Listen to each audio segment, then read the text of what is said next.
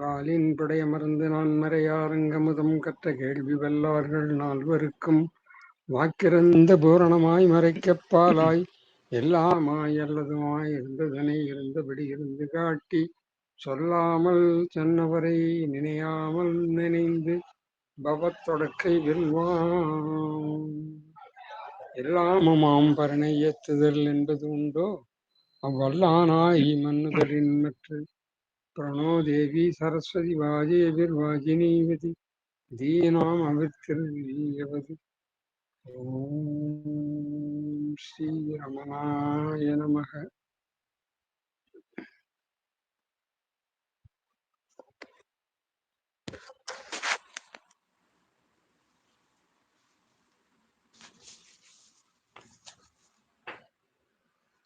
ரமணாசிரமத்திலிருந்து கடிதங்கள் என்கிற நூலிலிருந்து இன்று ஒரு கடிதத்தை படிப்போம்.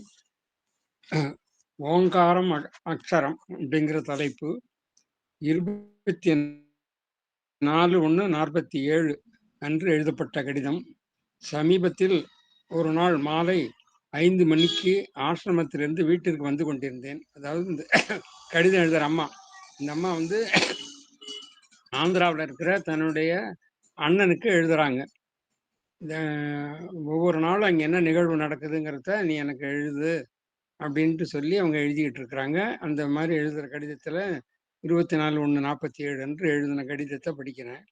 சமீபத்தில் ஒரு நாள் மாலை 5 மணிக்கு ஆசிரமத்திலிருந்து வீட்டிற்கு வந்து கொண்டிருந்தேன்.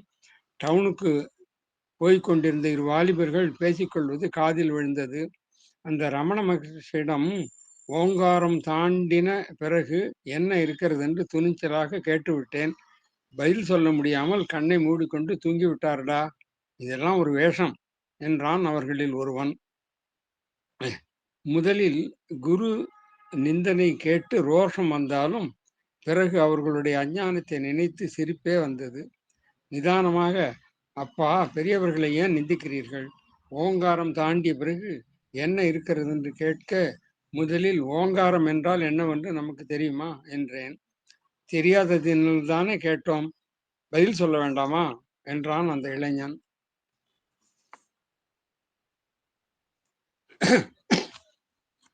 அவசரப்படாதீர்கள், நிதானமாக அவரையே மறுபடியும் கேட்டு பாருங்கள், தெரியும் என்றேன். அன்று போய்விட்டு மறுநாள் மீண்டும் ஆசிரமத்துக்கு வந்தார்கள்.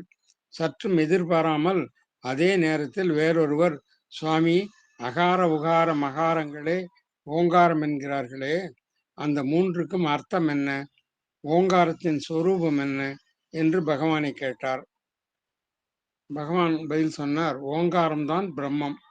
அந்த பிரம்மம் நாமரூபம் இல்லாதது, சுத்த சத்மாத்திரம்தான்.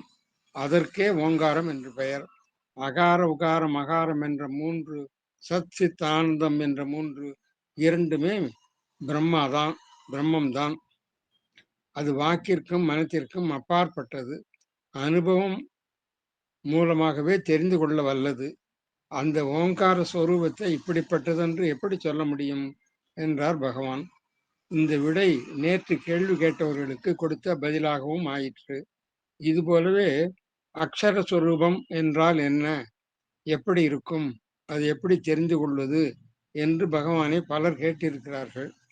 அக்ஷரம் பிரம்மம், அக்ஷரம் பிரம்ம பரபிரம்மம் என்னும் கீதை வாக்குப்படி எல்லாவற்றிற்கும் மேலானதும் என்றும்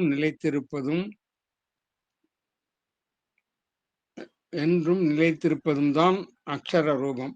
க்ஷரம் என்றால் நாசம் இல்லாதது, க்ஷரம் என்றால் க்ஷரம் அல்லது நாசம் இல்லாதது, அதுதான் அக்ஷரம். இதை எப்படி தெரிந்து கொள்ள முடியும் என்றால், தானாக இருப்பதை தவிர வேறு வழி என்ன இருக்கிறது? அது வேறு, இது வேறு, தான் வேறு என்றால் தானே தெரிந்து கொள்வதற்கு. இருப்பது ஒரே பொருள், அதுதான் சத்து. அந்த சத்தே தான், தனக்கு அந்நியமானது ஒன்றும் இல்லை. நான் யார் என்பதை விசாரித்து அறிந்து கொண்டு தான் தானாக நிற்பதே செய்ய வேண்டியது என்று அவர்களுக்கு பகவான் கூறினார். ஓங்காரம்ங்கிற அக்ஷரம் பற்றி மாண்டூக்கிய உபநிஷத்து முதல் மந்திரமே சொல்லுது. அகர உகரம் அகாரம்ங்கிறது ஜாகிர சொப்ன சுஷுப்திங்கிற அனுபவத்துக்கு அகர உகரம் அகாரம்னு சொல்றோம். அதுக்கு ஆதாரமா இருக்கக்கூடியது சதுர்த்தம்னு சொல்லக்கூடிய 4வது நிலை. அதையும் சேர்த்து தான் அக்ஷரம் இது ஓங்காரம்ங்கிறது. ஓங்காரம்ங்கிறது அகர உகர மகாரம் மட்டும் இல்ல. மகாரத்து இது 3யும் தாங்கிறது. இதுக்கு இது 3யுமே வெளிச்சம் போட்டு காமிக்கிறது என்னன்னாக்கா, நித்தியமாக நிரந்தரமாக இருக்கக்கூடிய அந்த பிரம்மஸ்வரூபம், ஆத்மஸ்வரூபம், அந்த பேரொளி, அந்த உண்மையா நிஜம்னு சொல்லக்கூடியது அதுதான். சாஸ்வதமானது, வியாபகமானது, அது ஒளிமயமானதுன்னு எப்படி வேணாலும் சொல்லலாம். அதுதான் அது எல்லாம் சேர்ந்து தான் ஓமம் வந்து 3ஆ பிரிச்சு உபாசனை பண்ணும்போதோ, நம்ம வந்து சிந்திக்கும் போதோ, மெடிடேட் பண்ணும்போதோ, அது வந்து சதுர்த்தத்துல கரையிறாப்புல இருக்கணும். இந்த 3 மட்டும் தனித்தனியா நம்ம உபாசிக்க கூடாது. சதுர்த்தத்தோடு சேர்த்து உபாசித்தோம்னு சொன்னா, சதுர்த்தத்திலேயே இந்த 3 அனுபவமும் கரைஞ்சு போயிடும். அதுதான் ஓங்காரத்தோட முக்கியமான தாத்பரியம். அது உலகம்ங்கிறது சத்து, சித்து, ஆனந்தம் தான் தத்துவ ரீதியில முடிவான விளக்கம். உலகம்னு என்னன்னா சத்தாக இருக்கிறது, சித்தாக இருக்கிறது, அது ஆனந்தமயமாக இருக்கிறது. அதுதான் பேருண்மை, அதுதான் நிலைத்த உண்மை, அதுதான் எல்லாவற்றிற்கும் ஆதாரம். அதிலிருந்து தான் எல்லாம் தோன்றி அதிலேயே ஒடுங்குகிறது அப்படிங்கிறது அல்டிமேட் பிலசாபிக்கல் ட்ரூத். அதுக்கு மேல வேற ஒண்ணுமே கிடையாது. எதுக்கோ இன்னைக்கு விஞ்ஞானிகள் அலைஞ்சிட்டு இருக்காங்க. வாட் இஸ் அல்டிமேட் அப்படின்னுட்டு பெரிய ஆராய்ச்சிகள்லாம் நடந்து எதோ சொல்லிட்டு இருக்கிறாங்க. எல்லாம் கடைசியில வந்து இதுக்கு வர முடியல அவங்களால. இது வந்து பொருள்கள் அவங்களெல்லாம் பொருள்களை வச்சு ஆராயறதுனால புறமுகமாகவே அவங்களுடைய ஆராய்ச்சி இருக்கிறதுனால அது எங்கேயோ ஒரு பக்கத்துல போகுது. ஆனா இந்த ஆராய்ச்சி பண்றதுக்கு ஆதாரமா என்ன இருக்குங்கிறத மறந்துட்டு ஆராய்ச்சி மட்டும் பண்ணிட்டே இருக்கிறாங்க வெளிப்பொருள்களை. ஒரு நிமிஷம் அகமுகமாக அழிந்து பார்த்தாக்கா அந்த உண்மை தெரியும். அசங்கமாக அசையாமல் நிலையாக நித்தியமாக இருக்கக்கூடிய அந்த சதுர்த்தம் அப்படிங்கிறது தான் அந்த நம்முடைய சொரூபம். அதைத்தான் பிரம்மம்னும் ஆத்மான்னும் அதனுடைய வெளிப்பாடா ஜாகிர சொப்பன சுஷித்துங்கிற அனுபவமும் வர்றதுக்கு ஆதாரமா இருக்கக்கூடியதை தான் அகர உகர மகாரம்ன்ட்டு நம்ம சொல்றோம். இதை அப்படிதான் ஓங்கார தியானம். இந்த மாதிரி உணர்வு, அந்த உணர்வோட அந்த அறிவோட ஓங்கார தியானத்தை பண்ணோம்னு சொன்னாக்கா நமக்கு அந்த அனுபவம்ங்கிறது ஆத்மா அனுபவம்ங்கிறது கிடைக்கும். இப்போ சரியா மார்க் பண்ணி வைக்காததுனால எங்க விட்டேங்கிறது தெரியல. ஆனா எங்க இருந்து கரும்புல இருந்து எந்த பக்கம் சுவைச்சாலும் இனிப்புங்கிறது போல போன வாரம் பார்த்ததையே படிச்சதையே இந்த விட படிச்சா ஒன்றும் தப்பு இல்லை. விதி மதிங்கிறாங்களே அது எப்படி செயல்படுது அப்படின்ட்டு பிசி தாஸ் என்பவர் கேட்டார். யாருடைய மதின்னு கேட்டாலே, யாருடைய விதின்னு கேட்டாலோ என்ன சொல்லுவோம்? என்னோடதுன்னு சொல்லுவோம். ஆனா நாம உண்மையிலேயே இந்த இரண்டையும் கடந்து இருக்கிறோம். அதாவது விதியையும் மதியையும் கடந்து இருக்கிறோம். அத அதாவே இருந்துட்டா அதை கடந்துடலாம். இதாவே இந்த விதி மதிக்கு அப்பால நாம் எப்படி இருக்கிறோமோ அது போலவே நம்ம இருந்துட்டோம்னு சொன்னாக்கா உண்மையிலேயே இந்த இரண்டையும் கடந்துதான் அது அந்த நம்முடைய நிலைமை இருக்கு. அதாவே இருந்துட்டா அதை கடந்துடலாம். விதியையும் மதியையும் கடந்துடலாம். அதுதான் விதியை மதியாலே வெல்லலாங்கிறதுக்கு அர்த்தம். விதியை வெல்லலாம். ஏன்னா விதி பூர்வ கர்ம விளைவு. சாதுக்களோட சகவாசம் பூரண வாசனைகளை போக்கும். அப்போ நடக்கிறத வேற மாதிரி பார்ப்போம். நான் இப்போ இருக்கேன், நான் போக்தா, நான் முன்னாடியும் இருந்தேன், இதுக்கு அப்புறமும் இருப்பேன். யார் இந்த நான்? இந்த நான் யாருன்னு பார்த்தா வெறும் உணர்வு மாத்திரமா எல்லா செயல்கள் போகங்கள் எல்லாத்துக்கும் ஆதாரமா இருக்கிறதுன்னு தெரிஞ்சிடும். அப்புறம் எந்த முயற்சியுமே இல்லை. ஏன்னா அடையறதுக்கு ஒண்ணுமே இல்லை. நான்கிற தனித்தன்மை இருக்கிற வரைக்கும், அதாவது இண்டிவிஜுவாலிட்டி இருக்கிற வரைக்கும் அவன் தன்னை கர்த்தா போக்தான்னு நினைச்சுப்பான். அது நீங்கிடுத்துன்னா இறை நீதி அருள் அது வந்து நிரம்பிடும். அது செயல் கூட்டும். அதனுடைய செயல்ல எல்லாமே நடக்கும். ஆனா, அவன் தான் செய்றான்னு மத்தவா அருள் தெரியாதவா நினைப்பா. ஏ நியம, நியமம் எல்லாம் மத்தவாளுக்குத்தான். விடுபட்டவாளுக்கு இல்ல. அதாவது ஜீவன் முக்தவர்களுக்கு விதி விதி நியமங்கள் அது எல்லாம் ஒண்ணும் கிடையாது. அவங்கள இது செய்யி, இது செய்ய வேணான்ட்டு அவங்களுக்கு சொல்ல வேண்டியதில்ல. அவங்க எது செய்றாங்களோ அதுதான் சரி. அதனால மத்தவாளுக்கு தான், விடுபட்டவாளுக்கு இல்ல. முடவன் தன்னை எழுப்பி விட்டா, எதிரிகள் எல்லாத்தையும் ஒழிச்சிடுவேன்னு சொல்ற மாதிரி தான். கர்மம் ஆசையாலே ஏற்படுறது. ஆசை அகந்தை வந்த பிறகு வர்றது. அகந்தை அருளிலே இருந்து வர்றது. அருள் இல்லாம அகந்தையால இருக்க முடியாது. அப்புறம் ஏன் நாம செஞ்சோம்னுட்டு கவலைப்படணும்? எல்லாத்துக்கும் நம்ம கீதையில சொல்றது போல 5 விதமான சூழ்நிலைகள் தான் ஒரு கர்மத்தினுடைய பலனை குடுக்கிறது. அதுல ஜீவன்கிறவன் ஒரு அம்சம் தான். அதுக்கு பிறகு பல அம்சங்கள் அதுல இருக்குது. அதனால தெய்வம்ங்கிற ஒரு அம்சம் முக்கியமான ஒரு அம்சம். கடைசியான 5வதாக இருக்கக்கூடியது. அப்ப வந்து அந்த தெய்வத்தினுடைய நீதி இல்லாம, அதனுடைய துணை இல்லாம எந்த காரியமும் நடக்கவே நடக்காது. அப்படிங்கிறத உணர்ந்துட்டோம்னா, நான் செஞ்சேன்னுட்டு என்ன சொல்லி என்ன பிரயோஜனம்? அறிவுக்கே ஒத்து ஒத்து வராத விஷயம் அது.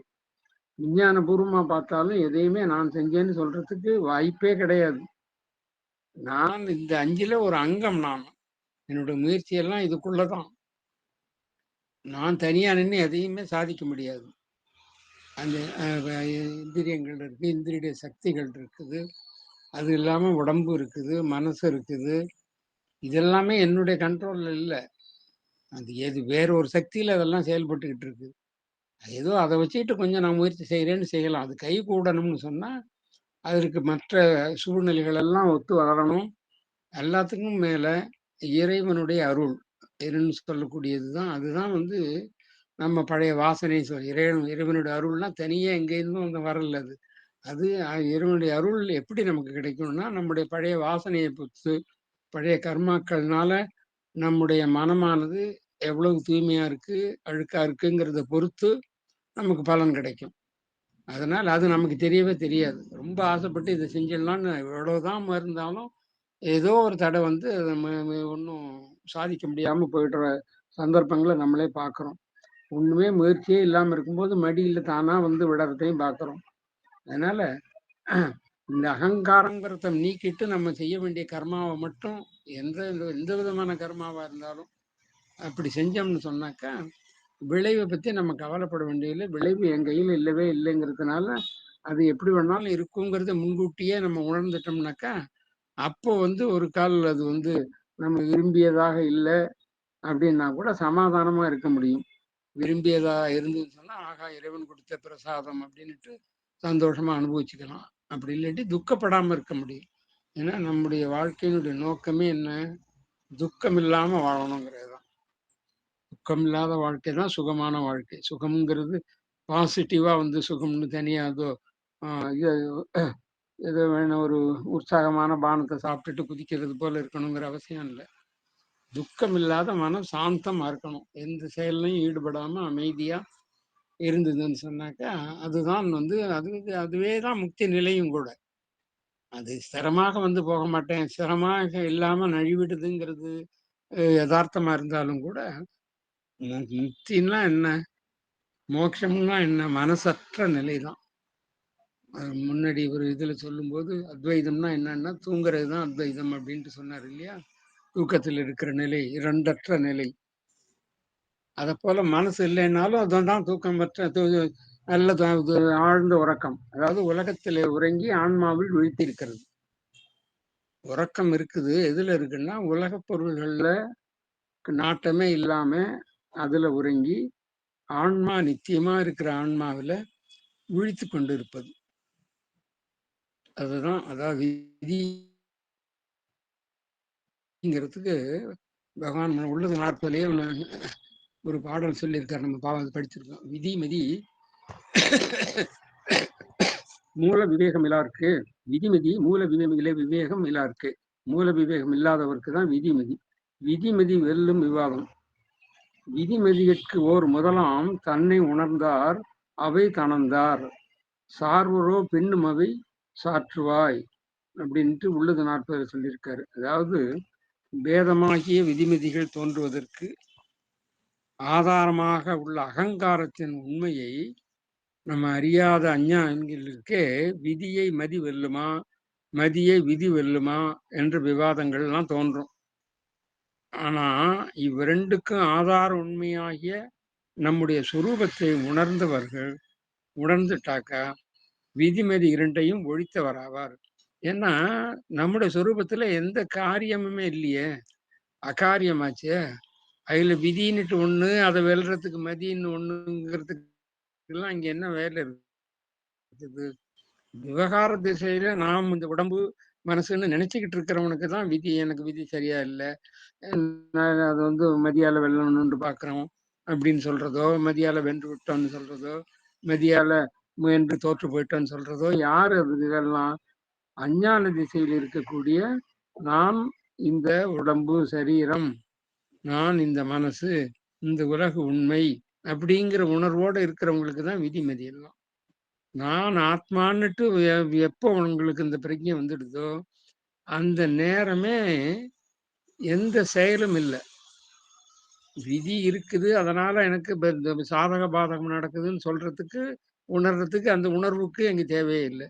அதை நான் நீக்கிறதுக்கோ அதை பெருக்கிறதுக்கோ மதியா பயன்படுத்த போறேங்கிற அவசியமே இல்லை. அது அதனால விதி மதி எல்லாம் என்ன யாருக்கு? மூல விவேகம் இல்லாருக்கே அப்படின்ட்டு ரொம்ப அடிச்சு சொல்றார். விதிமதி வெல்லும் விவாதம் எல்லாம் விதிமதி மூல விவேகம் எல்லாம் இருக்கு. விதிமதிகளுக்கு ஓர் முதலாம் தன்னை, இதுக்கெல்லாம் முதல் எது? தன்னை உணர்ந்தால் அவை தணர்ந்தார். இந்த விதிமதியெல்லாம் தணர்ந்து போயிடும். தணர்ந்து போயிடும்னாக்க பற்றிக்கிட்டு எரியிற நெருப்பு எப்படி அணைஞ்சு சாம்பலாகி போடுதோ அது போல இந்த விவாதமே சாம்பலாகி போயிடும். சார்வரோ பெண்ணும் அவை சாற்றுவாய். இந்த உணர்வு ஏற்பட்ட பிறகு அவங்க இந்த விதிமதிங்கிற கொள்கையை பின்பற்றுவார்களா, அதை பத்தி பேசுவார்களா அப்படின்ட்டு கேட்கிறார். அதனால விதி மதியை பேசுறது, வள்ளுவர் விதியை பத்தி ஒரு இடத்துல பெருமையா பேசுறார், இன்னொரு இடத்துல மதியை பத்தி பெருமையா பேசுறார். இதெல்லாம் யாருக்குன்னா அஞ்ஞானிகளுக்கு, உலகியல்வாதிகளுக்கு. நம்மை போன்ற ஆத்ம ஞானிகளுக்கோ அத்வைதிகளுக்கோ ஜீவன் முக்தர்களுக்கோ அது கிடையாது. நம்ம அந்த உண்மையை மட்டும் உணர்ந்துட்டோம்னா வர எல்லாத்தையும் அது அது அது பிரகாரம் ஏதோ நடக்குது. அது விவகாரத்துக்குள்ள அதெல்லாம் நடக்கத்தான் செய்யும் அப்படின்னுட்டு யதார்த்தமா அதை எடுத்துட்டு அதனால பாதிக்கப்படாமல் நம்மால இருக்க முடியும். அதுதான். அப்புறம் அகந்தை அருளினாலே இருந்து, அகந்தை அருளிலே இருந்து வருகிறது.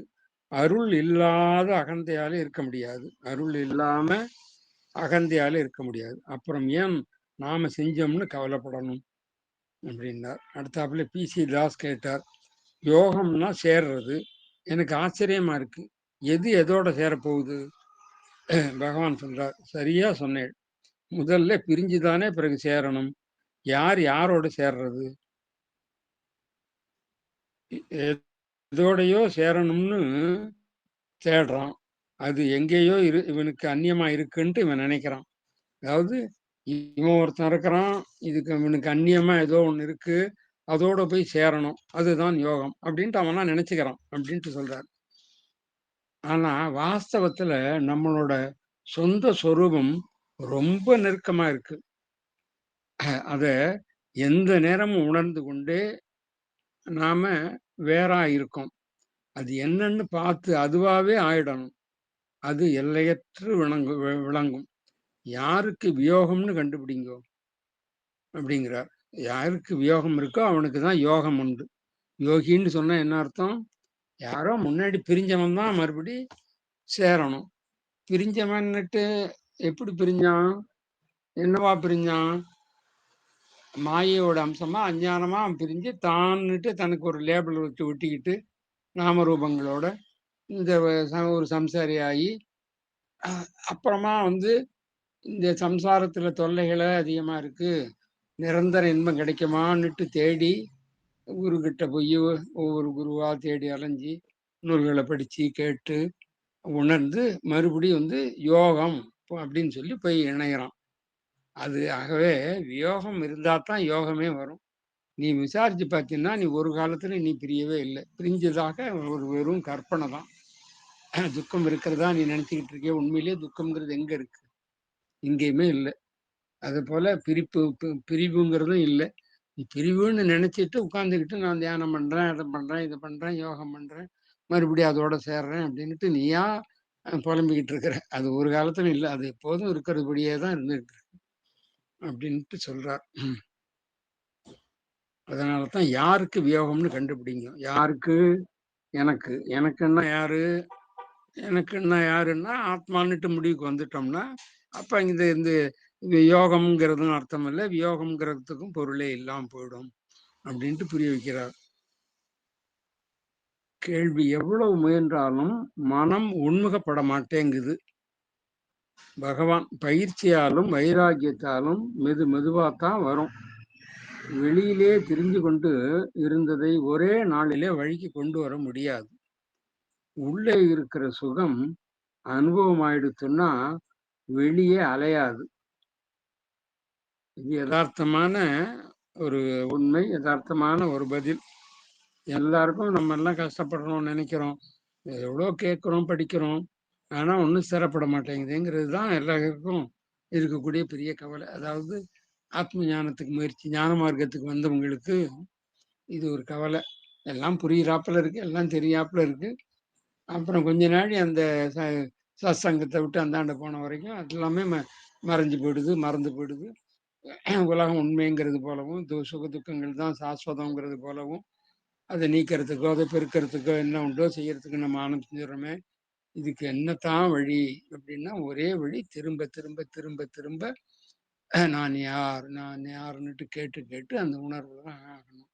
அசத்தில் எம்மட்டுண்டு அம்மட்டும் பராமுகமாகி நிசத்தில் உள்வழி பார்வை இப்படி நிரந்தர பழக்கத்தால்னுட்டு கைவல்யம்னு சொல்லிடுது. அதனால இதுக்கு வேற ஒன்றும் வழியே இல்லை. பொய்யிலே பிறந்து பொய்யிலே வளர்ந்த நம்ம பொய்யிலேயே இறக்கணும். அதுக்கு நம்ம தயாரா இருக்கணும். நம்ம இறக்கறதுக்கு தயாரா இல்லை. ஏன்னா இது உண்மைன்னு நினைச்சதுனால இந்த நான்கிறது செத்து போயிடும்னு நினைக்கிறேன். இந்த பொய்யான நான் செத்து போகணும். ஆனா நம்ம இந்த பொய்யான நான் செத்து போயிடுமோன்னு பயப்படுறோம். அது உண்மையான நான் தான் செத்து போகுதுன்ட்டு நமக்கு நினைப்பு, கற்பனை. அதனால அதுக்காக பெரியவங்க சொல்லுவாங்க, சாவறதுக்கு முன்னாடியே செத்து விடு அப்படின்னுட்டு. அதாவது உடல் அழிந்து நான் செத்து போனேன் அப்படிங்கிற நினைக்கிறதுக்கு முன்னாடியே நான் உடல் அல்லன்னுட்டு தூக்கி எறிஞ்சிட்டோம்னா செத்து போனது தானே அது உடம்பு. அதனால சாவதற்கு முன்னாடியே செத்து விடு. அது ஒரு தாரக மந்திரம் கணக்கா நம்மகிட்ட இருக்கணும். அப்படி இருந்ததுன்னு சொன்னாக்கா இவ்வளோ விசாரணைக்கெல்லாம் வேலையே இல்லாம போயிடும். இது திடப்படுத்திக்கிட்டே போயிட்டோம்னு சொன்னா பாக்கி என்னென்னமோ சொல்ற மாயைன்னா எங்கேயா இருக்கு? மாயையா எங்க இருக்கு? என்ன சொல்ற நீ? யாருக்குன்ற மாயைன்னு எங்க இருக்கு? காமி பார்ப்போம் அப்படின்னுட்டு கேட்கக்கூடிய அளவுக்கு மனசுல நமக்கு ஒரு தைரியம் வரணும். அந்த மாதிரி வரணும்னாக்கா அவர் பகவான் சொல்றாப்புல திரும்பி திரும்பி பண்ணி தான் பார்க்கணும். வேற ஒன்றும் வழி இல்லை. நீண்ட காலம் தண்ணிக்குள்ள கிடந்த ஒரு காப்பர் வெசல் எப்படி அது மேல இதுவும் பூசி படி பல காலமா படிஞ்சு படிஞ்சு படிஞ்சுன்னு பாசி படந்து அதனுடைய உண்மையான நிறமே தெரியாம இருக்கிறோம். அப்படி நம்முடைய சொரூபம் தெரியாம நம்ம இருக்கிறோம்.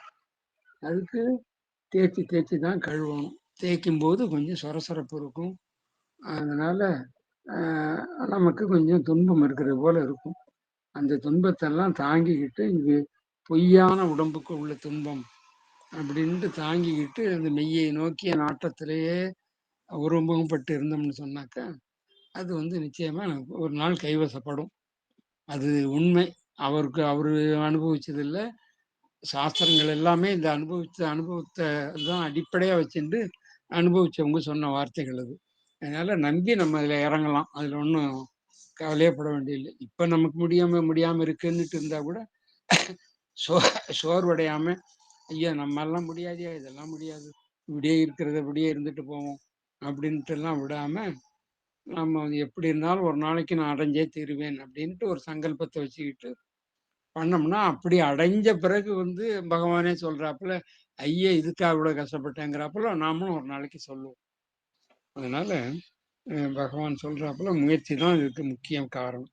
உண்மையிலேயே முயற்சிங்கிறது அந்த ஆத்மா அனுபவ நிலையில, உணர்வு நிலையில எந்த முயற்சிக்குமே வேலை இல்ல. அங்கே காரியமே இல்ல.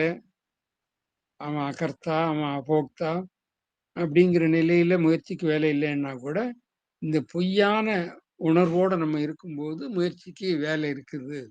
அத தொடர்ந்து சாதனைகள செஞ்சுகிட்டே இருக்கணும். அதுக்காக தான் சாதன சதுஷ்ட சம்பன்னனாக இருக்கக்கூடியவன் தான் இதை அடைய முடியும்னுட்டு சாஸ்திரம் சொல்லுதுன்னா, இந்த குணங்கள்லாம் நமக்கு வரணும். அப்படி வந்தா தான் அது முடியும். அதனால வெளியயே திரிஞ்சுகிட்டு இருந்தத ஒரே நாள்ல வழிக்கு கொண்டு வர முடியாது தான். உள்ள இருக்கிற சுகம் அனுபவம் ஆயிடுத்துன்னா வெளியே அலையாது. ஆனா இப்ப அனுபவமாயும் அலைஞ்சுட்டு இருக்கு. அதுக்கு வழி திரும்பி திரும்பி அத அனுபவத்துக்கு கொண்டு வரணும். எவ்வளவு தூரம் உங்களால முடியுமோ அவ்வளவு தூரம். என்ன ஒண்ணும் இல்ல. சிந்தனைய எந்த சிந்தனை வந்தாலும் அப்படியே கப்புன்னுட்டு ஆஃப் பண்ணிடணும். உடனே சுவிட்ச் ஆஃப் பண்றது போல ஆஃப் பண்ணிட்டு பேசாம இருக்கணும். திரும்பி வரும் அது. வரட்டும். எத்தனை தடவை வந்தாலும் ஆஃப் பண்றதுக்கு தயாரா இருக்கணும். அந்த எண்ணத்தின் பின்னாடி ஓடக்கூடாது. யாராவது ஒருத்தர் நமக்கு வந்து ஏதோ தப்பு செஞ்சாருங்க திடீர்னு நினைப்பு வந்துன்னு சொன்னாக்கா, அத டக்குன்னு விட்டுட்டு அடுத்த வேற சிந்தனை நிக்கணும். ராமா ராமா கோவிந்தா, சிவ சிவா, நமச்சிவாய ஏதாவது ஒண்ணு சொல்லணும். சொல்லிட்டு அத இத விட்டுறணும் அத. அத விடாம இருந்தோம்னு சொன்னா, அவனுக்கு நான் எவ்வளவோ செஞ்சேன், அவ்வளவு நன்றி கெட்டவன் ஆயிட்டான். இப்படிதான் உலகத்துல எல்லாரும் இப்படிதான் இருக்கிறாங்க. இப்படின்னுட்டு ஏதாவது கற்பனை பண்ணி நினைச்சுக்கிட்டு, அந்த கதை, இந்த கதைன்னு பார்த்தா 1 மணி நேரம் இதே சிந்தனையிலேயே உட்கார்ந்திருப்போம். வேற வேலையே செய்யாம இதையே நினைச்சிட்டு இருப்போம். ஒரு பிரயோஜனமும் அதனால இல்ல. அப்படியே ஒதுக்கிடணும். எந்த க்ஷணமே கை இது இது இது சட்டி சுட்டது, கை விட்டதுங்கிறது போல தேவையற்ற எண்ணங்கள் வருது அப்படின்னா, உடனே அத மறந்துடணும். இவங்க இப்படி செஞ்சுட்டாங்களே, அவங்க அப்படி செஞ்சுட்டாங்களே, அவங்க அது சொன்னாங்களே, இது போனாங்களே, அப்படிங்கிறதெல்லாம் எந்த நினைப்புக்கும் இடமே கொடுக்கக்கூடாது. அது நம்ம கையில தான் இருக்கு. அது நம்ம கையில தான் இருக்குன்னு சொன்னாக்கா, உண்மையான ஞானம், வைராக்கியம் நம்மகிட்ட ஏற்பட்டுன்னா, இது வந்து சாத்தியப்படும். உண்மையான வைராக்கியம் நம்மகிட்ட இல்ல. உண்மையான வைராக்கியம்னாக்கா, இந்த உலகம் தான் மித்தை அப்படிங்கிறது திடமா நம்மகிட்ட பதியவே இல்ல. உலகம் சத்தியம்னுட்டு நம்ம எவ்வளவு காலமா நினைச்சு நினைச்சு விவகாரம் பண்ணி சுகமும் துக்கமும் அனுபவிச்சோமோ, அந்த பழக்கம் விடவே மாட்டேங்குது. அதனால தான் பிரச்சனை அது. அதுக்காக தான் வைராக்கியம் இல்லாம நம்ம இது சாதிக்க முடியாது. வைராக்கியம் வரணும்னாலும் ஞானம் வேணும். ஞானம் வந்த பிறகு தான் வைராக்கியம். வைராகம் வந்த பிறகு தான் ஞானம்ங்கிறாப்புல இருக்கு. அதனால இத திருப்பி திருப்பி விசாரிச்சு விசாரிச்சு இதனால என்ன ஆயிடப்போகுது? என்னைக்கு இருந்தாலும் அழியக்கூடிய உலகமே அழியப்படும்போது, இது ஒரே ஒரு எதிரி நமக்குன்னு எதிரின்னு நினைச்சுக்கிட்டு இருந்தவன் மட்டும் அழியாமலா போறான். எல்லாமே நல்லது தான் கெட்டது, எவ்வளோ உயர்ந்தது, எவ்வளோ தாழ்ந்ததுன்னு நம்ம பண்ணியிருக்கிற கற்பனை எல்லாமே வந்து க்ஷண நேரத்துல அழிஞ்சு போகக்கூடியது. டெய்லி அழியுது. நம்ம உறக்கத்துக்கு போகும்போது எல்லாமே அழிஞ்சு போயிடுது. மறுபடியும் நாமே விழிச்சு வந்த பிறகு அதெல்லாம் வந்து திருப்பி வந்து சேருது. அதனால அதுக்கு இருப்பே இல்ல. அப்படிங்கிற அந்த ஒரு திட ஞானம் திருப்பி திருப்பி நமக்கு வரணும். அப்படி வந்துன்னு சொன்னா துக்கம்ங்கிறதே இருக்காது. தனியா மோட்சத்துக்காக முயற்சி பண்றதுங்கிறதே கிடையாது. வேற சாதனைகள்லாம் அவசியமே இல்ல. இத மட்டும் செஞ்சுட்டோம்னாக்கா, இது செய்ய முடியாம இருக்கிறதுக்கு தான் வந்து சாதனைகள பண்ணி பண்ணி கொஞ்சம் கொஞ்சம் கொஞ்சம் கொஞ்சமா மனச வந்து சுத்தப்படுத்தி, அந்த சுத்தமான மனசுல வந்து திருப்பி இந்த உபதேசம் வந்து அ பசுமரத்தாணி போல பதியுங்கிறதுக்காக தான் சாதனைகள தவிர இது ஒண்ணு புரிஞ்சு போச்சுன்னா உங்களுக்கு, மனமற்ற நிலையே வந்து ஜீவன் முக்தி நிலை. மனம்ங்கிறது உலகத்த உண்மைங்கிறத நினைக்கும்போது தான் மனமே அசையுது, வேலை செய்யுது. உலகமே மித்தைன்னுட்டு நினைச்சிட்டோம்னா, அந்த மனத்துக்கு வேலையே இல்ல. அப்படின்னு சொல்லிட்டு, எப் இந்த உணர்வோடையே இருந்துட்டோம்னு சொன்னாக்கா, வேற இப்ப செய்ய வேண்டியது எதுவுமே இல்ல. எல்லாம் செஞ்சு முடிச்சு கிருது கிருத்தியம் அப்படின்ட்டு சொல்லலாம். அதனால அது முடியலைங்கிறதுக்காக தான் அந்த சாஸ்திரங்கள் இவ்வளோ பெருசா பேசி, அது சாதன சதுஷ்டயம்லாம் சொல்லி, குருவுடைய இது அனுக்கிரகம் வேணும், அவர்கிட்ட பணிவா இருக்கணும், எந்த எந்த விதமாலாம் பணிவா இருக்கணும்ன்ட்டு சாஸ்திரங்கள் அது பாட்டுக்கு வளர்ந்து கிடக்குது. எதுவுமே வேண்டியதில்லை. மனசு மட்டும் இந்த உண்மையை உணர்ந்து ஆஃப் பண்ணிட்டோம்னா முடிஞ்சு போச்சு கதை. எல்லாமே அந்த க்ஷண நேரத்துல சமாப்தி. அதுக்கு பிறகு நீங்க செய்ய வேண்டியது எதுவுமே இல்ல. அடைய வேண்டியது எதுவுமே இல்ல. அடைய வேண்டியதெல்லாம் அடைஞ்சாச்சு.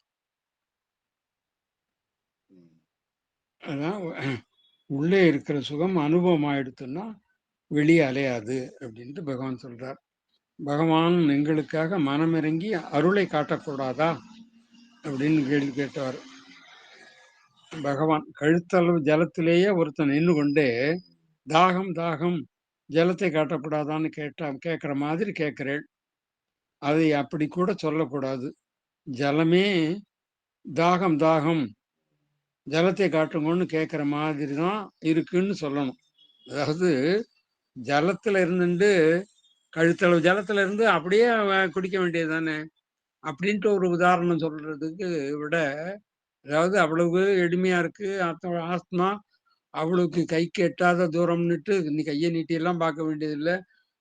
கழுத்தளவு நீர்ல இருக்கும்போது வாயை திறந்தாலே தண்ணி உள்ள போயிடும். அவ்வளவு எளிமையாக பக்கத்திலே இருக்கு அப்படின்னு உதாரணம் சொல்லலாம்னா, அது கூட அவ்வளவு பொருத்தமா தோணல.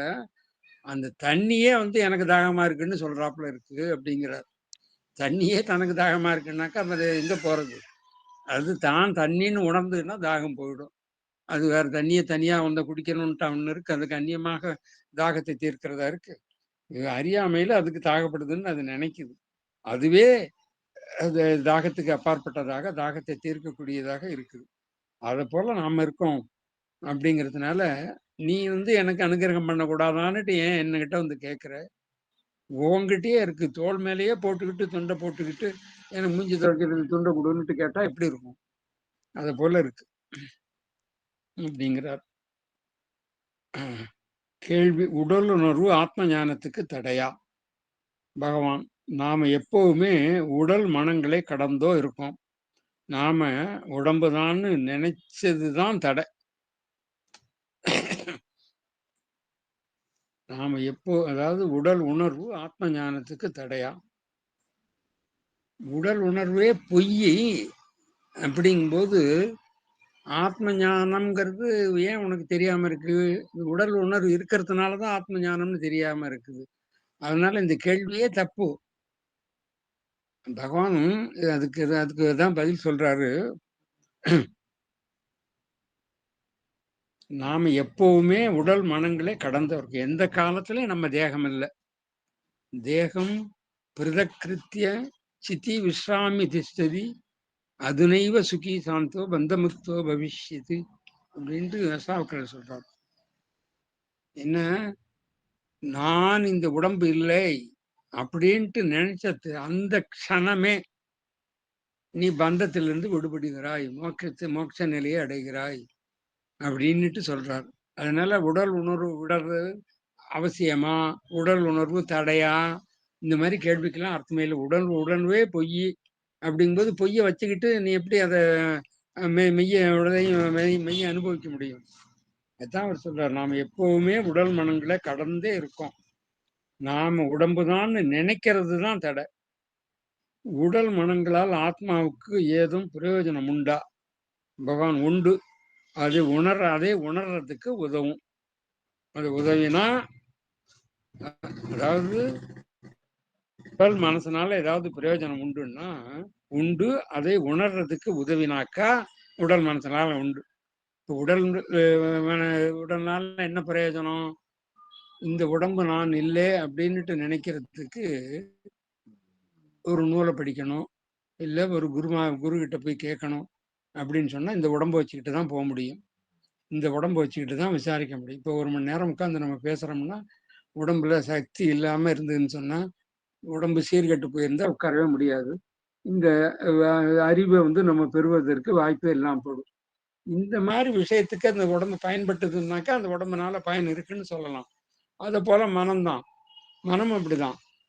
மனம் வந்து இந்த உலகம் பொய்ன்னு நிர்ணயம் பண்றதுக்கு மனசு உதவிச்சுன்னாக்கா ரைட்டு. இந்த உலகம் சத்தியம்னுட்டு சொல்றதுக்கு இந்த மனசு இருந்துன்னு சொன்னா அது தடை.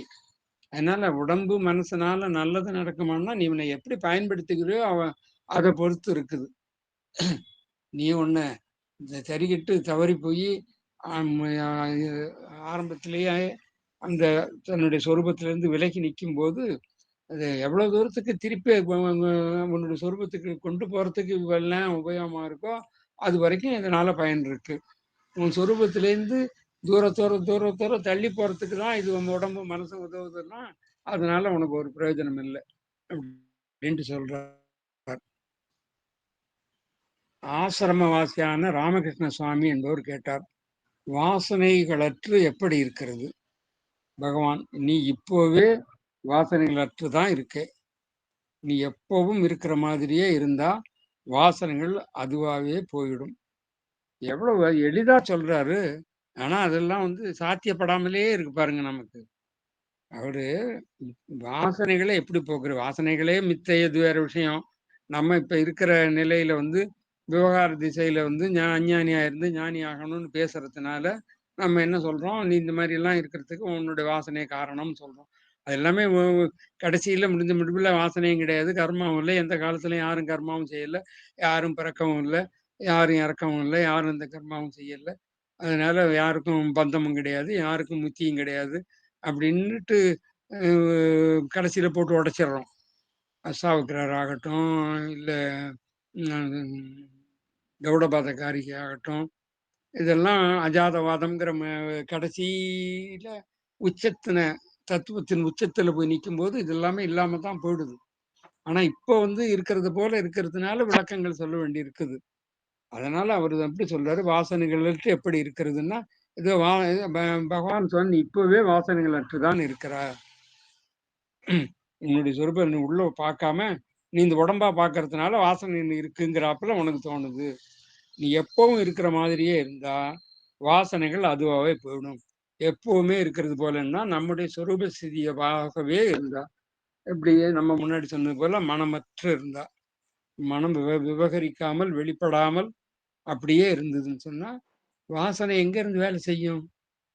மனசோட துணை இல்லாம வாசனை இது ஏதாவது செய்ய முடியுமா என்ன?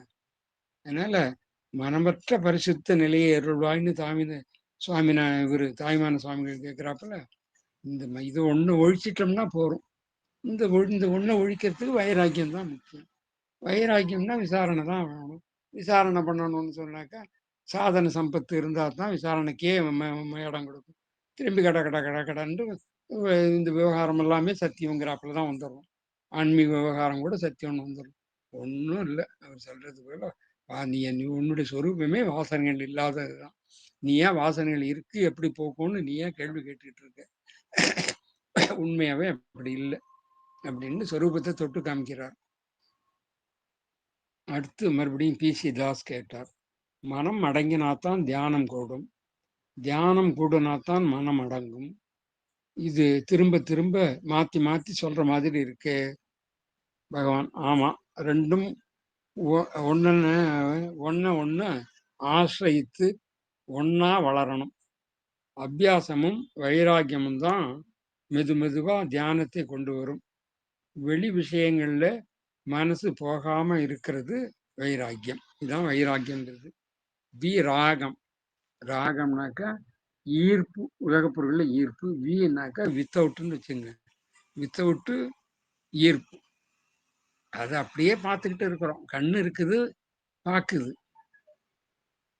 ஆனா அதுக்கு எந்த அர்த்தம் இல்லை, எந்த ஒரு இன்டர்பிரிட்டேஷன் பண்ணல. அது இது அழகா இருக்குது, இது நல்லா இருக்குது, இது நல்லா இல்லை, இது சேப்பு, இது கருப்பு, இது ஆணு, இது பெண்ணு, இப்படி எல்லாம் ஒன்றும் பார்க்கல. பார்க்குது, கண்ணு பார்க்குது, உருவம் தெரியுது.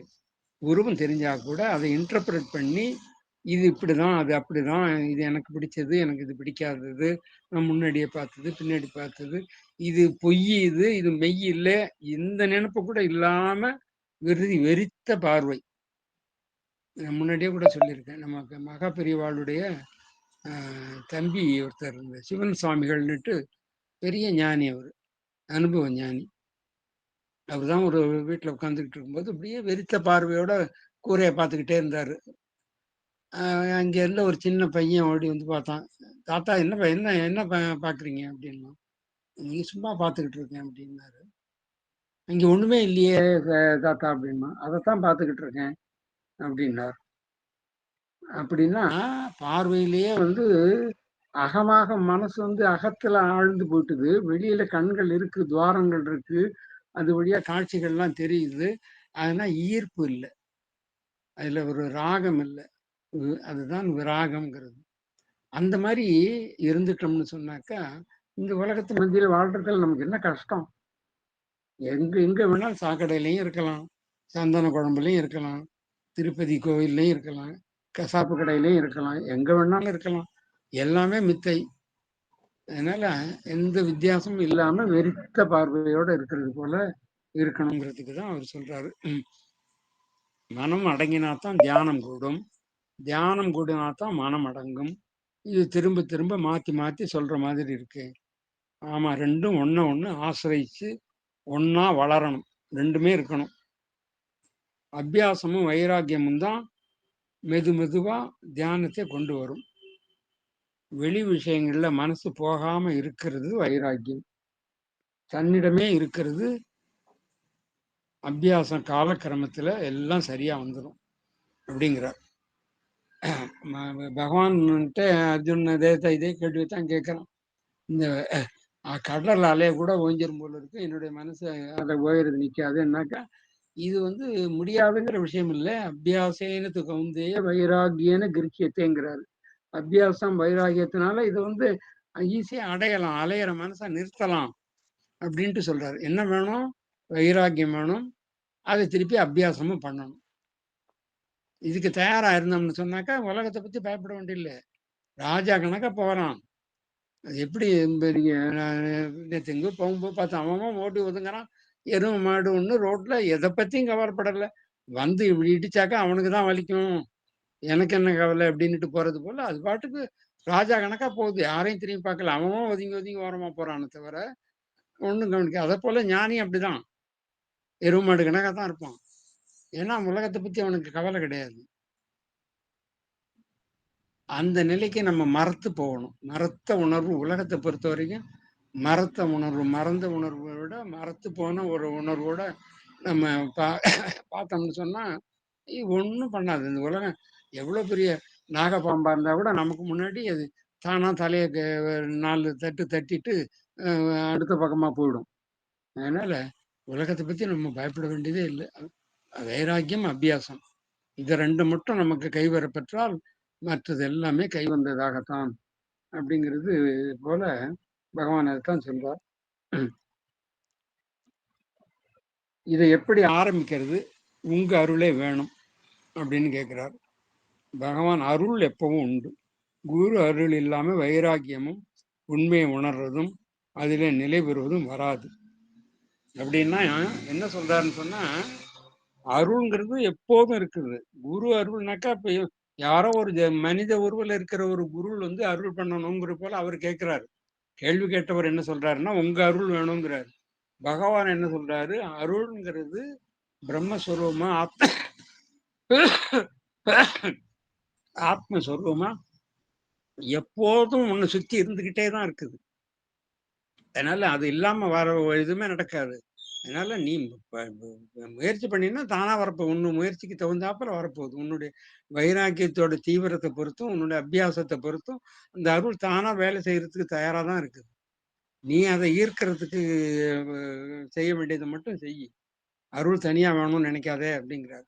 ஆனா எல்லாருக்கும் என்னன்னா பகவானே நீங்க தான் அருள் பண்ணணும்ட்டு பசங்க வந்து அப்பா அம்மா கிட்ட ஏதோ தின்பண்டம் திங்கிறதுக்கு காசு வேணும்னு கேட்கறது போல பகவான்கிட்ட போய் மோட்சத்தை கொடுங்க, உங்க அருள்னால தான் நான் முக்தி அடைய முடியும்னா அந்த அருள்லாம் என்னைக்குமே இருக்குது. ஆத்மஸ்வரூபமான இருக்கிற எப்போதுமே இருக்குது.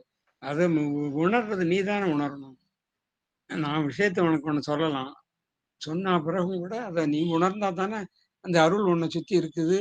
நீ அருள்மயமாகவே நீயே இருக்கிறாங்கிறது நீ உணரணும் அப்படிங்கிறத பகவான் அந்த கோணத்திலிருந்து அவர் சொல்றார். அருள் இல்லாம வைராக்கியமும் உண்மையை உணர்றதும் அதிலே நிலை பெறுவதும் வராது அப்படிங்கிறார்.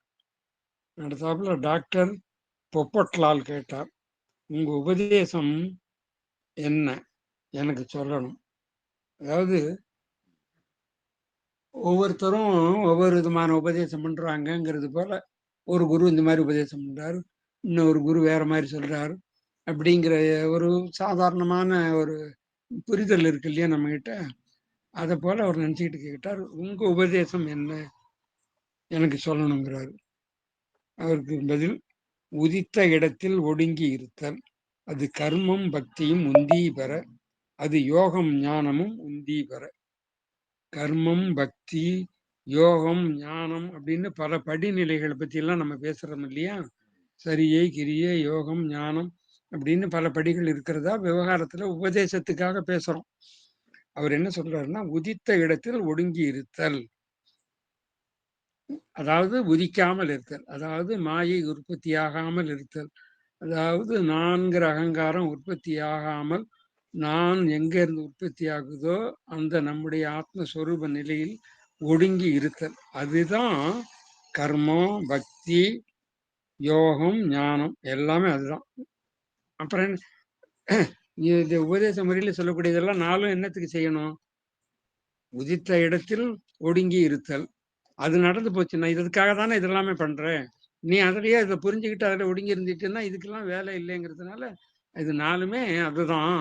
உதித்த இடத்தில் ஒதுங்கி ஒடுங்கி இருத்தல், இதுதான் மொத்த உண்மை. சுருக்கமா சொன்னா மௌனம் அப்படிங்கிறார். மனம் ஒடுங்க மாட்டேங்குது. பகவான் மனத்தின் உருவை மறவாது உசாவ, மனத்தின் உருவை மறவாது உசாவ, மனமென ஒன்றில்லை உந்தி பெற, மார்க்கம் நேர் ஆர்க்கும் இது உந்தி பெற. மனத்தின் உருவை மறவாது உசாவ, மனத்தின் சொரூபம் என்ன அப்படின்னுட்டு கவனமா விசாரிச்சோம்னு சொன்னாக்கா, அப்ப இங்க மனம்ங்கிறது ஒண்ணு இல்லாம ஓடி போயிடும். நம்ம முன்னாடி சொன்ன விவேகானந்தர் சொன்ன சம்பவத்துல எப்படி மாயை அடையாளம் கண்டுகிட்டா ஓடி போயிடும்ன்ற கதை சொன்னாரோ, போல மாயையை அடையாளம் கண்டுட்டோம்னாக்கா அங்க மாயே இருக்காது. அடையாளம் தெரியாம அதுக்கு அடிமையா நாம இருந்து இருக்கிற வரைக்கும் தான் மாயைக்கு கட்டுப்பட்டோம் நம்ம. அதனால வரக்கூடிய சுகதுக்கங்களுக்கும் ஆட்பட்டவங்களா இருக்கிறோம். ஆனா அது மாயேன்னா என்னன்னு புரிஞ்சுன்ற க்ஷணமே மாயை ஒடுங்கி போயிடுது. அதைத்தான் இவர் சொல்றாரு, மனத்தின் உருவை மறவாது உசாவ, மனமென ஒன்றில்லை உந்தி பெற, மார்க்கம் நேர் ஆர்க்கும் இது உந்தி பெற. இதுதான் நேர் மார்க்கம்.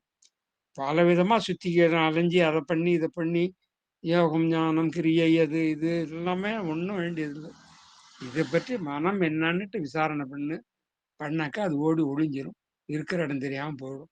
நீ அப்படியே இரு, அதுதான் ஒரே வழி அப்படிங்கிற. மனம் ஒடுங்கிறதுக்கு அதுதான் ஒரே வழி. கேள்வி, மனத்தின் உருவை மறவாது உசாவுறது அப்படின்னா என்ன? ஏன்னா இந்த பாடல்ல உந்தி பெறங்கிற பாடல்ல அவர் என்ன சொல்றாரு, மனத்தின் உருவை மறவாது உசாவ அப்படின்னு சொன்னதுக்கு அப்படின்னா என்னான்ட்டு கேட்கிறார். நினைப்பு கூட்டம் தான் மனம், நான்கிற நினைப்பு தான் வேர். என்ன? நினைப்பு கூட்டம் தான் மனம், எண்ணங்களின் குவியல் தான் மனம். எண்ணங்களின் குவியல் எதன் ஆதாரத்துல குவிஞ்சு இருக்குது? நான்கிற நினைப்பின் மேல் அகம் அப்படிங்கிற நினைப்பு இருக்கு இல்லையா, இந்த பொய்யான நான் இருக்கு இல்லையா, அதுதான் வேறு. அதுல இருந்து முளைச்ச கிளைகள் தான் பலவிதமான எண்ணங்கள். நான் யாருன்னு, அதாவது இந்த நான்கிற நினைப்பு எப்படி வந்ததுன்னு பார்த்தா அது மறைஞ்சிரும். இந்த நான் எங்க இருந்து வருதுன்னுட்டு கவனம் பார்த்தீங்கன்னா அங்க மனசே இருக்காது, மறைஞ்சிரும் அது. அந்த மாதிரி கவனிச்சுக்கிட்டு ரொம்ப நாள் நம்மால இருக்க முடியலங்கிறது யதார்த்தம், அது வேற விஷயம். ஆனா உண்மை என்னன்னு சொன்னா, இந்த மனம் எங்க இருந்து வருது, எண்ணம் எங்க இருந்து வருதுன்னுட்டு அந்த எண்ணத்தை கவனிச்சோம்னா எண்ணமே வராது. க்ஷண நேரமாவது நம்ம அனுபவிக்கலாம் அதை. அந்த க்ஷணத்தை நிரந்தரமாக்கணும், அவ்வளவுதான். நான் யாருன்னு, அதாவது இந்த நான்கிற நினைப்பு எப்படி வந்ததுன்னு பார்த்தா அது மறைஞ்சிடும். இதுவே விசாரம், அங்கே ஆத்மா ஒளிரும் அப்படிங்கிறார். நான்கிற எண்ணம் என்கிட்ட இருந்து வருது, ஆனா ஆத்மா தெரியல அப்படிங்கிறார் கேள்வி கேட்டவர். அட இதெல்லாம் மனக்கற்பனை. நீங்க உங்களை போலி நான் கூட சம்பந்தப்படுத்திக்காதே சம்பந்தப்படுத்திக்காதே. ஆதாரமா இருக்கு. நீங்க இடைவிடாம 3 ஸ்திதியிலும் இருக்கீள். அதாவது 3 ஸ்திதின்னா ஜாக்கிர, சொப்பன, சுஷுப்தி இருக்கீள். தூங்கின அதே ஆள் தானே இப்பவும் நீங்க தூங்கும்போது எந்த கவலையும் இல்ல. ஆனா, இப்ப விழிப்பு துக்கமயமா இருக்கு. ஏன் இந்த வித்தியாசம்? போலி நான்கிற எண்ணம் தூங்கும்போது இல்லை. இப்போ இருக்கு. போலி நான் உண்மைன்னு கிளம்பிடுத்து. இந்த போலி நானே தடை. இந்த போலி எங்கிருந்து வர்றதுன்னு பார்க்கணும். பார்த்தா மறைஞ்சிடுவான்.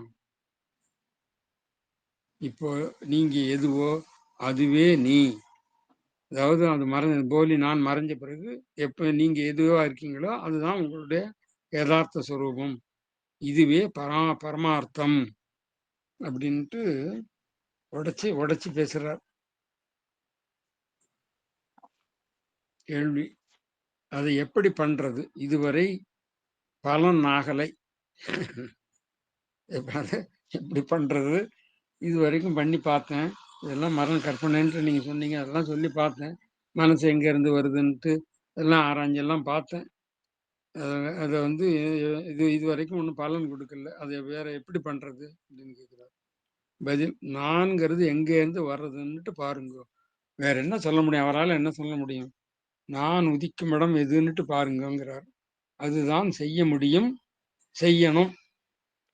இந்த பிரபஞ்சமே நான்கிற எண்ணத்தாலே தான் இருக்கு. அது தொலைஞ்சா எல்லா துன்பமும் ஒழிஞ்சிடும். அதோட மூலத்தை நாடுறதுனாலேயே அது ஒழியும். வேற என்ன பண்ண முடியும்? மனசுனால மனசை வச்சுக்கிட்டே மனசை ஒழிக்கணும். மனசு வந்து அதுக்கு அனுகூலமா தான் இருக்கும். தான் தாவரத்துக்கு எவ்வளவோ தடைகள் அது போட்டா கூட அது ஒரு நேரத்துல தீவிரமான முயற்சி இருந்துன்னு சொன்னா அந்த மனசு செத்துடும். அது தான் சாவாம இருக்கிறதுக்கு தான் இவ்வளவு தடையும் பண்ணுது. நம்மளை வந்து தொடர்ந்து எண்ணமற்ற நிலையில இருக்கிறதுக்கு வைராக்கியம் வந்தா கூட திரும்பி திரும்பி வாசனைங்கிற பேர்ல நம்மளை மட்டும் இருக்கிறதுக்கு என்ன காரணம்னா அந்த மனம் வந்து சாவறதுக்கு விரும்ப மாட்டேங்குது. அது வாழ்ந்தே ஆகணும். இவன் இப்படி இருந்தான்னு சொன்னா நம்ம அப்படி வாழ்றது. அதனால அவனை இப்படி இருக்க விடக்கூடாதுன்னுட்டு திருப்பி திருப்பி எண்ண அலைகளா வந்து மாறும். நம்மளும் மறந்து போய் அது எண்ணத்தோட ஓட்டத்திலேயே திரும்பி பின்னாடியே ஓடிடுவோம். அப்புறம் ரொம்ப தூரம் போன பிறகு மறுபடியும் நினைச்சு பார்த்தா, ஐயோ, மனமற்று உட்கார்ந்துருக்கணும்னு நினைச்சா இவ்வளவு தூரம் வந்துட்டோமே அப்படின்ட்டு நாம நினைச்சுப்போம். அதனால இதுக்கெல்லாம் ஒரே வழிதான் இருக்குங்கிறார். வேற ஒன்றும் வழியே இல்லை. அதுதான் செய்ய முடியும், செய்யணும். இந்த பிரபஞ்சம் நான்கிற எண்ணத்திலேயே இருக்கு. அது தொலைஞ்சா எல்லா துன்பமும் ஒழிஞ்சிடும். அதோட மூலத்தை நாடுறதுனாலேயே அது ஒழியும். ஆகவே அந்த மூலத்தை வந்து நீங்க எவ்வளவுக்கு எவ்வளவு நாடி விடாம நாடிக்கிட்டு இருக்கணும். முன்னாடி சொன்னாரு அபியாசம் வைராக்கியம்னுட்டு. அந்த அபியாசம் இருக்கணும். திருப்பி திருப்பி அது நழுவும், ஓடும், பிடிக்கணும் பிடிக்கணும். என்னமோ இந்த விலாங்கு மீன்னு சொல்லுவாங்க, கைக்கு பிடிபடாது. அப்படி இருந்தவங்க கூட அதையும் பிடிக்கிறதுக்கு இன்னொரு மிருகம் இருக்கு இல்லையா? அதை போல அதுக்குள்ள வலிமையும் அதுக்குள்ள வழிமுறையும் நமக்கும் தெரிஞ்சுன்னு சொன்னாக்கா நம்ம பண்ணலாம். நமக்கு ஒரே ஒரு வழிமுறை, இந்த உலகம் மித்தைங்கிறது திடமா இருக்கணும். அசதி தூக்கத்துல கூப்பி கேட்டாலும் சொல்லணும். அது என்னங்க என்ன கேட்குறீங்க அப்படின்ட்டு கண்ணை கசக்கிக்கிட்டு யோசிக்கலாம் கூடாது. தூக்கத்துல கூப்பிட்டு கேட்டாலும் மாயைன்னா என்ன அப்படின்னு கேட்டா, என்னது மாயை? மாயைன்னா அப்படியா? அப்படின்னா எங்க இருக்கு அப்படின்னுட்டு கேட்கிற அளவுக்கு ரொம்ப யதார்த்த அனுபவமா நமக்கு இருக்கணும். அது அது அது இல்லாததுனாலதான் நம்ம திரும்ப திரும்ப இதை படிக்கிறதும் கேட்கறதும் தடுமாறிட்டு தடுக்கி விழறதும் எழுந்து நிக்கிறதுமா வந்து நம்ம நம்ம காலம் போய்கிட்டே இருக்குது. அதனால இதை வந்து தீவிரப்படுத்திட்டோம்னு சொன்னால முடிஞ்சு போச்சு கதை. அடுத்தாப்புல ஆசிரம சேவகர்கள் கேட்டார், ஜாகிர சுஷுப்தின்னா என்ன? பகவான், தூங்கும்போது எப்படி இருக்கும்? கவலை இல்லாம இருக்கும். விழிப்புல கவலை இல்லாமல் இருக்கு. விழிப்பிலே கவலை இல்லாம இருக்கணும். அதை கொண்டு வரணும். அதுக்கு முயற்சி பண்ணணும். முயற்சி வேணும். அதுதான் தூங்காம தூங்குறது. ஜாக்கிர சுஷுப்தி. அதாவது தூங்கும்போது ஜாக்கிர சுஷுப்தின்னா என்ன அப்படின்ட்டு கேள்வி கேட்கிறார். ஜாக்கிர சுஷுப்தின்னு சொன்னா நனவில் சுழித்தின்னுட்டு நம்ம கைவல்யம் சொல்லுது போது அதைத்தான் கேட்கிறாரு. ஜாக்கிர சுழுப்தி அப்படின்னா என்ன அப்படின்ட்டு கேட்கிறார். தூங்கும்போது எப்படி இருக்கும்? கவலை இல்லாம இருக்கும். விழிப்புல கவலை இல்லாம இருக்கணும். அதுக்கு அதை கொண்டு வரணும். அதுக்கு முயற்சி பண்ணணும். அதுதான் தூங்காம தூங்குறது. ஜாக்கிர சுஷுப்தி. எப்படின்னு சொன்னா, கண்ணு இருந்தும் கண்ணு இருந்தும் காட்சி இல்லை. காது இருந்தும் சப்தம் கிரகிக்கப்படல வரவில்லை. எந்த தொடு உணர்ச்சி இருந்தும் எந்த உணர்வுமே ஏற்படல. வாயில எத வச்சாலும் சுவையும் தெரியல. வித்தியாசம் தெரியல.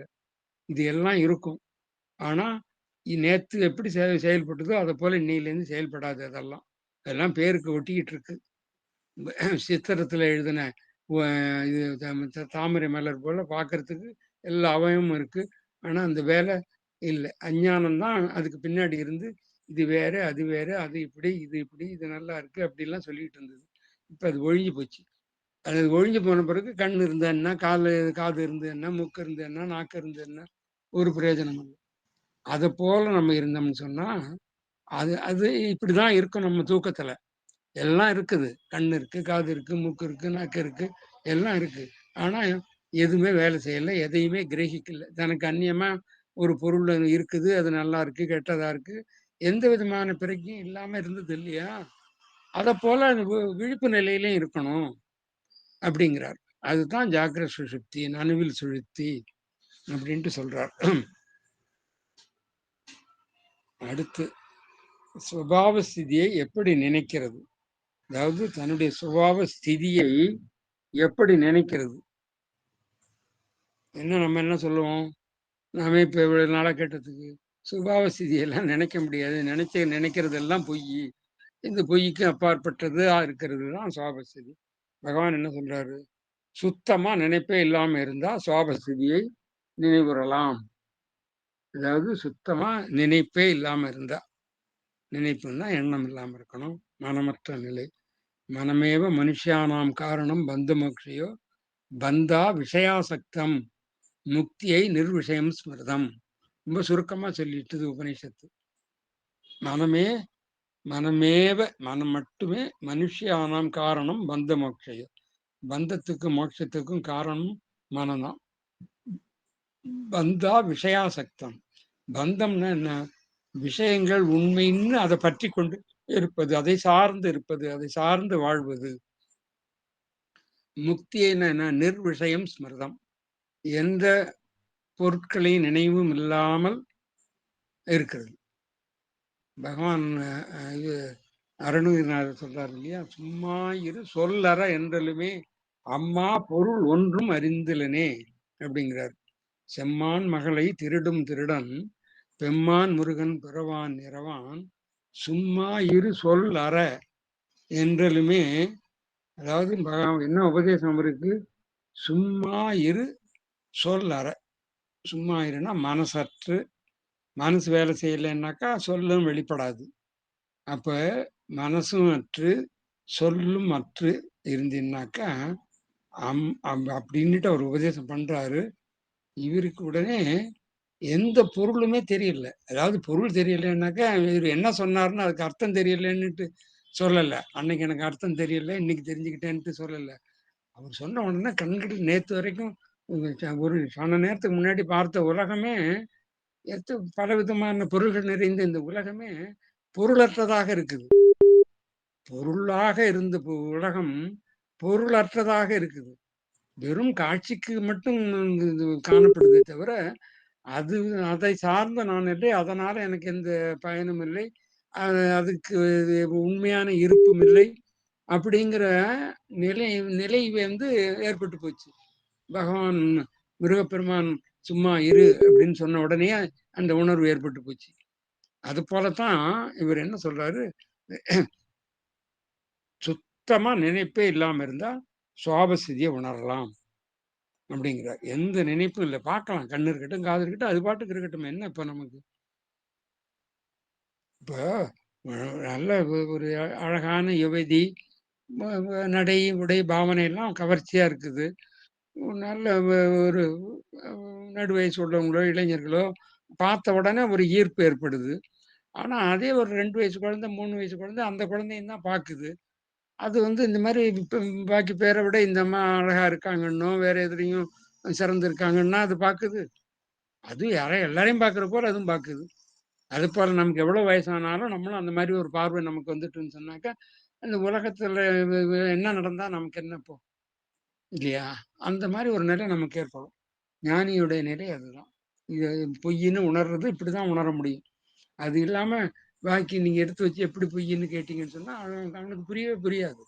அவனுடைய கோணத்திலே அவனுடைய வாசனை வசத்தினால அவன் வந்து இது நல்லது, கெட்டது, அழகு, அழகில்ல, உயரம், கட்டை, இது பருமன், ஒல்லி எதையாவது நினைச்சுக்கிட்டு தானே இருப்பான். அதுனா குழந்தைக்கு இந்த வேறுபாடுலாம் இல்லாத போல நாமளும் அந்த மாரி இருக்கணும். அப்படி இருந்தா தான் உண்டு. அதுதான் வந்து நினைப்பே இல்லாம இருக்கிறது தான் சுவாபஸ்திதி அப்படிங்கிறார். கேள்வி இங்க மேலான சுகம் எது? பகவான் கவலையே இல்லாம இருக்கிறது. என்னோடதுன்னு ஒரு பொருளும் இல்லைன்னா ஒரு கவலையும் இல்லை. இது சாத்தியமா? கவலை இல்லாம இருக்கிறதுக்கு வழி சொல்றாரு அவரு. இந்த உலகம் வந்து இந்த என்னுடைய பொருள்னுட்டு எதுவுமே உலகத்துல இல்ல. அதெல்லாம் யதார்த்தமான உண்மை. நம்ம அறிவுக்கு தெரியுது அது. ஆனா அனுபவத்துக்கு வரமாட்டேங்குது. அறிவுக்கு நமக்கு தெரியும். எதுவுமே நம்முடையது இல்ல. எல்லாம் ஒரு காலத்துல தோன்றி ஒரு காலத்துல அழியிறது. அது இடையில வந்து நாம வந்து நம்முடையதுன்னு நினைச்சுக்கிட்டு இருக்கோம். அது இன்னொருத்தனுடையதா போகுது. இப்ப இப்ப இப்போ ஒரு கிரவுண்ட் நிலம் வச்சுக்கிட்டு என்னதுன்னுட்டு இருந்தா, இது என்னதுன்ட்டு என் நினைப்புல இருக்குது. அதாவது நாளைக்கே தான் என்னுடைய பையனுக்கு அது போகுது. நாளைக்கு என்னுடைய பையனுதுன்னு சொல்லிக்க போறத இன்னைக்கு நான் சொல்லிட்டு இருக்கிறேன். என்னுடைய இதுன்னு நான் சொல்லிட்டு இருக்கிறேன். அதுக்கு பிறகு அவனுக்கு எந்த சந்தர்ப்பத்திலயோ யாருக்கோ கொடுத்தா அது வந்து இன்னொருத்தருக்கா போயிடும். இந்த நிலம் பார்த்து சிரிக்குது. ஏன்னா எத்தனையோ பேரை பார்த்துட்டேன்டா. என்னோட இதுன்னு சொல்லிட்டு இருந்தவனெல்லாம் பார்த்துட்டேன். போன இடம் தெரியல. நீ இடையில இப்ப புதுசா இன்னைக்கு வந்திருக்கிற என்னதுன்னு சொல்லிக்கிறதுக்கு. அப்படின்னுட்டு அந்த நிலம் நம்மளை பார்த்து சிரிக்குது இல்லையா? அதை போலத்தான் நம்ம இந்த உலகத்தை பார்த்து எதுவுமே என்னுடையது இல்லைன்னுட்டு நம்ம நினைச்சிட்டோம்னா நமக்கு இழப்பதற்கு என்ன இருக்கு? இழப்பதற்கு ஒண்ணுமே இல்லைன்னா கவலை எங்க இருந்து இருக்க முடியும்? அதான் பகவான் சொல்றார், கவலை இல்லாம இருக்கணும்னா இது எதுவுமே என்னுடையது இல்லை அப்படின்ட்டு மொத்தமா அடிமடியில கை வைக்கிறார். கொஞ்சம் கொஞ்சமா இப்படி இரு அப்படி இரு, கவலை இல்லாம இருக்கிறதுக்கு நீ அதை செய்யி, இந்த இந்த மூச்சை பிடிச்சிக்கிட்டு இருந்து தியானம் பண்ணு, இந்த கோயிலுக்கு போயிட்டு வா, அந்த கோயிலுக்கு போயிட்டு வா, அர்ச்சனை பண்ணு, அபிஷேகம் பண்ணு, இதெல்லாம் சொல்யூஷன் சொல்லவே இல்லை அவர். அடிமடியில கை வச்சுக்கிறார். நீ எது எது யான் எனது எனும் செருக்கறுப்பான் வானோர்க்கு உயர்ந்த உலகம் புகும்னு உள்ளவர் சொன்னார்.